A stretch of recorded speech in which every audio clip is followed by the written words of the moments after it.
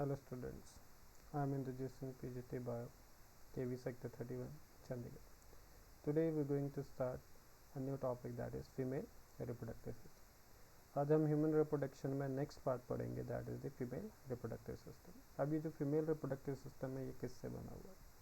तो जो female reproductive system है it consist of primary sex organs that is pair of ovaries, then the secondary sex organs that is the duct system consisting of pair of fallopian tubes, the uterus, cervix and vagina.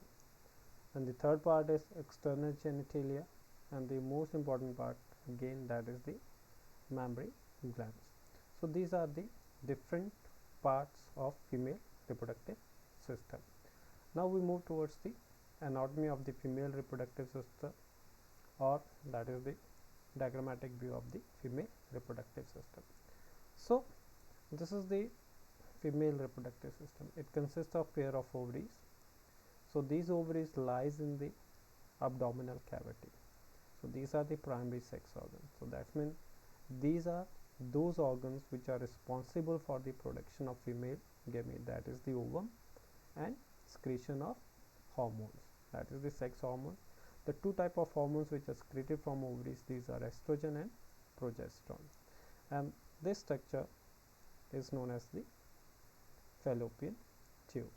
So this is the duct system. Now the duct system comprises of fallopian tube, and the fallopian tube is divided into three parts, that is infundibulum, ampulla, isthmus. Then it's open into a pear-shaped body which is known as uterus. So this is the second part of the duct system, that is the uterus. Uterus is also known as a womb of the mother, and it is the site where the implantation of the fetus or the embryo occur. Then a small narrow opening is there which is known as the cervix. Then it's terminated into vagina. So these are the different parts of the duct system. Now the next part is that is the external genitalia.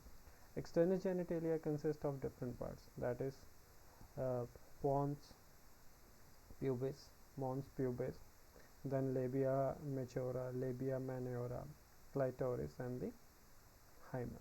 So these are the different parts of external genitalia. And then the last part, that is the mammary gland.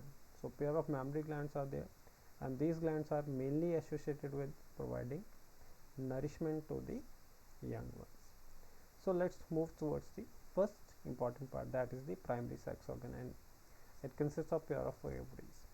So ovaries are the primary sex organs which are responsible for the production of female gametes, that is ova, and it is also responsible for production of ovarian or sex hormone.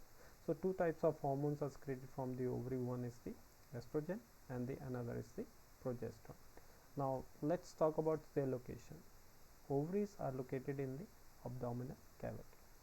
As we already study in case of male, that the primary sex organ in case of males lie outside the abdominal cavity, but in case of female it's inside the abdominal cavity. Now let's move about the dimension of the ovary. Ovary is about 2 to 4 centimeter in length and is connected to the pelvic wall and uterus by ligaments. The ligament with which the ovary is attached is known as ligamentum arteriosum.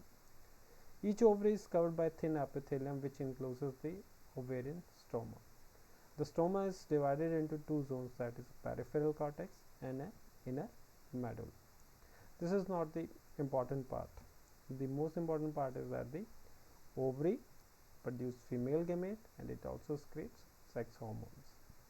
Now the next part, that is the fallopian tube, is about 10 to 12 centimeter long, and it extends from the periphery of each ovary to the uterus.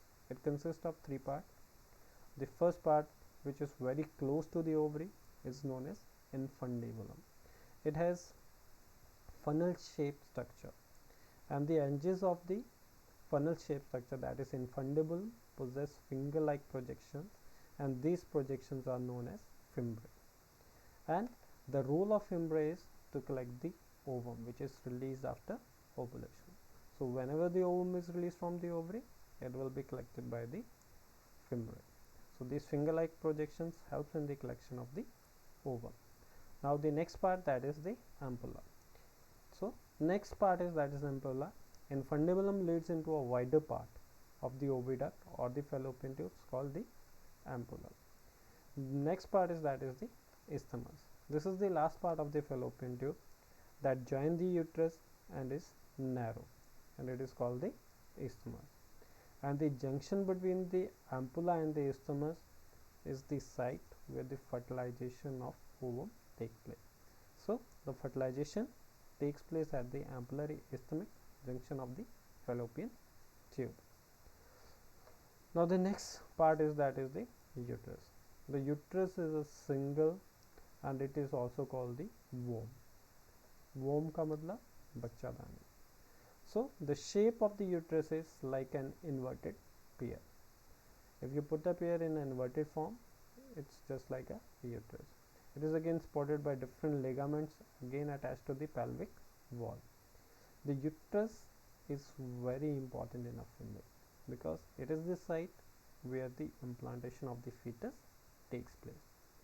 So the uterus play an important role in the development and providing nourishment to the developing embryo. Uterus has 3 layers of tissues. The outermost connective tissue, which is membranous, is known as perimetrium. It lies towards the abdominal cavity. The next, that is the middle thick part or the thick layer, which is made up of smooth muscles called as myometrium. And the myometrium is responsible for causing strong contraction during the delivery of the baby. The third part, that is the endometrium. It is the innermost part and it is glandular layer which is highly vascularized and it lines the uterine cavity. The role of endometrium is to provide nourishment to the developing fetus which is implanted inside the uterus. The endometrium undergoes different cyclical changes during the menstrual cycle. Then the next part, that is the uterus open into vagina through a narrow cervix.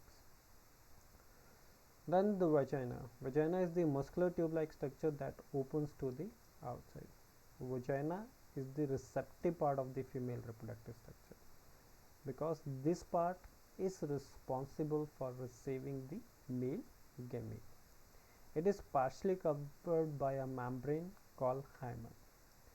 The cavity of the cervix is called cervical canal, which along with vagina forms the birth canal. Now there are basically 2 important functions of vagina. One is to receive the male gametes during insemination, and second, it serves as a birth canal during pasteurization. So this is the vagina. Now the next part is that is the external genitalia. The external genitalia. The female external genitalia includes different parts. The first part is that is the cushion-like structure made up of fatty tissue covered by skin and pubic hair. It is known as mons pubis. That is the outermost swollen part, swollen and the soft part. Then came the labia majora. It is the fleshy fold of tissue which extend down from the mons pubis and surround the vaginal opening. The next part is that is labia minora, a pale fold of tissue under the labia majora. The opening of vagina is often covered partially by a membrane called the hymen. The presence of hymen is also considered as a symbol of virginity, but it's not the true because sheer pressure can lead to the breaking of hymen. So we can't consider hymen as a symbol of virginity. The next part is that is the clitoris. Is a tiny finger-like structure which lies at the upper junction of the 2 labia minora above the urethral opening. It is a structure which is analogous to the glans penis. It is again having lots of nerve ending and highly sensitive. The next part, that is the mammary gland. Human female has a pair of functional mammary glands. Why they have a pair of functional mammary glands? Because they have to feed the young one. So they have a pair of functional mammary glands. It contains glandular tissue and a variable amount of fat. So these are the different tissues. This is the fat layer. The mainly it is the adipose tissue layer. So it acts as a protective cushion. And this is the main part, that is the mammary alveolus. And these mammary alveolus combinedly form a structure known as mammary duct. These mammary ducts opens into ampulla, and from there they form lactiferous duct, and from the lactiferous duct milk is ejected outside the mammary gland. So this is the structure of a mammary gland. So it consists of adipose tissue. It's a cushion like structure which is protective in nature, and below this fatty tissues like the mammary alveolus or the mammary alveoli. These are the glands which are responsible for the production of milk in female when they are lactating. Now these mammary alveoli forms various ducts, and these ducts forms the mammary duct, and these mammary ducts of various alveoli combine together to form ampulla.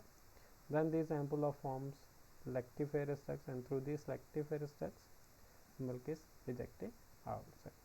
And over this a dark patchy structure slide around the nipple of the female mammary gland, and this dark patchy structure is known as the areola. The glandular tissue of each breast is divided into 15 to 20 mammary lobes containing cluster of cells called alveoli, and these alveoli are responsible for secreting milk, which is stored in cavities of the alveoli. These alveoli opens into the mammary tubules. The tubules of each lobe join to form a mammary duct, and these mammary ducts join to form a wider mammary ampulla, and these mammary ampullas are connected to form a lactiferous duct through which milk is sucked out by the baby. So these are the different parts of the mammary gland. So this is all about the female reproductive structure, and the next topic we will deal with the gametogenesis in case of male as well as female. Thank you.